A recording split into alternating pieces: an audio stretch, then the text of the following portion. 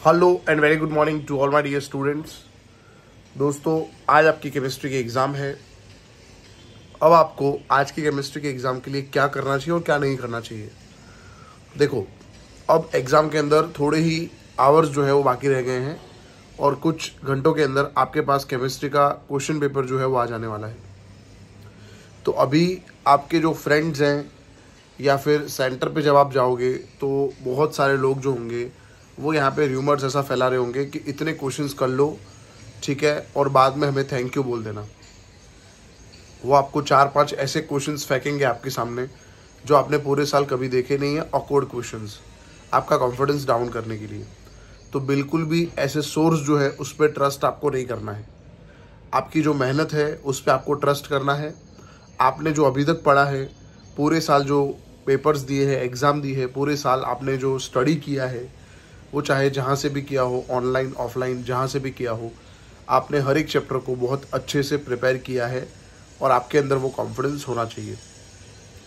जब हम एग्ज़ाम का दिन होता है, वो ऐसा नहीं है कि बोर्ड की एग्ज़ाम, अभी तो आपकी बोर्ड की एग्ज़ाम चल रही है, बट आगे भी लाइफ में जब भी ऐसा दिन आए, ऐसा समय आए जब एग्ज़ाम होने वाली हो, तो उस दिन पे आप कितना शांत हो वो मैटर करता है। ठीक है, अगर आप हड़बड़ा जाओगे, अगर आप टेंशन में आ गए, पैनिक कर गए, तो जो आपको आता है उसमें भी आप गलतियां करके आओगे। तो ऐसा बिल्कुल भी बेटा नहीं होना चाहिए। पूरे एक साल की हमारी मेहनत है, हमने बहुत अच्छे से प्रिपेयर किया है, हमें कॉन्फिडेंस रखना है, हमें बिल्कुल भी लो फील नहीं करना है और हमें एग्ज़ाम में जाके क्वेश्चन पेपर में क्वेश्चंस बहुत अच्छे से सफाई से रीड करने हैं। ये बहुत आप याद रखो, बहुत इंपॉर्टेंट चीज़ मैंने आपको बोली है। क्वेश्चन पेपर परफेक्ट तरीके से रीड करना, पूछा क्या है वो देखना, उसके बाद आंसर लिखना स्टार्ट करना और लिखो उसके पहले दिमाग के अंदर एक फॉर्मेट बना दो कि मैं पहले ये लिखूंगा, फिर ये लिखूंगा, फिर रिएक्शन आएगा, फिर ये रिएक्शन आएगा, या रिएक्शन नहीं है तो थियरी को इस तरह से मैं प्रेजेंट करने वाला हूँ। पहले क्या लिखना है, फिर क्या लिखना है, फिर क्या लिखना है, फिर एंड कैसे करना है, वो आपके दिमाग में पूरा एक सेटअप हो जाए और फिर लिखना शुरू करो आप। टोटल 27 क्वेश्चंस में से 18 क्वेश्चंस आपको अटेम्प्ट करने हैं। मेक श्योर आप 18 के 18 क्वेश्चंस को अटेम्प्ट करके आओ। देखो, पेपर अगर ब्लैंक होगा मार्क्स नहीं आने वाले, पेपर में कुछ लिखा नहीं होगा मार्क्स नहीं आने वाले। इस बार गुजरात बोर्ड बहुत इजीली पेपर चेक करने वाले हैं। आप समझ जाओ कि सबको पास करने की कोशिश होने वाली है। 70% से ज़्यादा रिजल्ट इस बार बनाने वाले हैं ये लोग।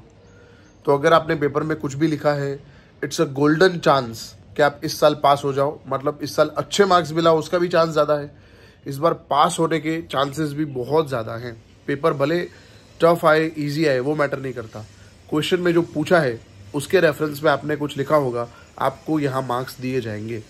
तो यहाँ पे मेरा जो यहाँ पे सजेशन है, मैं आपको जो गाइड कर रहा हूँ, बहुत अच्छे से ध्यान रखो। मैंने ये बोला आपको क्वेश्चन अच्छे से रीड करें, पूछा क्या है वो देखें, उसके बाद क्वेश्चन लिखना शुरू करें। और क्वेश्चन लिखना शुरू करो उसके पहले दिमाग में फॉर्मेट बना लो कि क्या क्या स्टेप्स में आपको आंसर करना है। ठीक है, ऑलवेज कोई भी आंसर लिखने के बाद नया आंसर नए पेज से ही स्टार्ट करो और नीचे 4-5 लाइन छोड़ दो ताकि बाद में कुछ उसके बारे में याद आए तो नीचे आप प्रेजेंट कर सको। नया सेक्शन नए पेज से चालू करना है। मैं तो बोल रहा हूँ नए क्वेश्चन का आंसर भी नए पेज से शुरू कर सकते हो, देयर इज नो इश्यू। ठीक है, प्रेजेंटेशन अच्छा होना चाहिए और अच्छे प्रेजेंटेशन में सही सही लिखा होना चाहिए। आपने पूछा है कुछ और ही लिखा है तो आपको मार्क्स नहीं मिलेंगे, मैं आपको ये बता दूं। आपको क्वेश्चन पूछा है हेनरी और आपने राउल्ट लिख दिया, 0 मार्क्स आएंगे क्योंकि कोई कनेक्शन ही नहीं है। हाँ, हेनरी अटेम्प्ट किया है और उसमें कुछ चीज़ें गलत है, तो फिर कितना गलत है वो डिपेंड करता है, उसके हिसाब से मार्क्स आपके आ सकते हैं। समझ आ गया आपको? अभी कोई भी नया मटेरियल, नया MCQ, नया कंसेप्ट, उस पर फोकस नहीं करना है। जो आपने पढ़ा है उस पर फोकस करना है। क्वेश्चन पेपर में क्वेश्चन अच्छे से रीड करके आंसर देने हैं।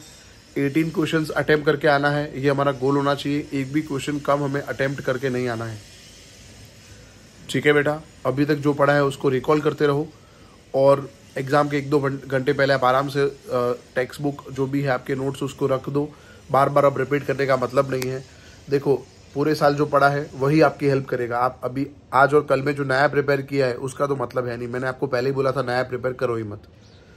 ठीक है दोस्तों, मुझे आप पे ट्रस्ट है, आपको खुद को आप पे ट्रस्ट रखना है, क्योंकि मैं आपके साथ एग्जाम देने आने नहीं वाला, आपको खुद ही एग्जाम देने जाना है, बराबर।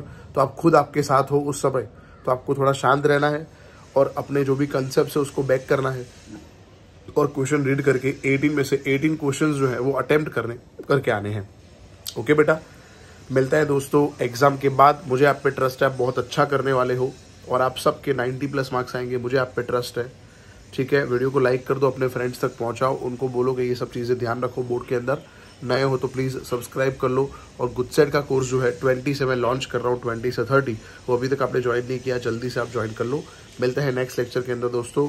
जय हिंद, बेस्ट ऑफ लक।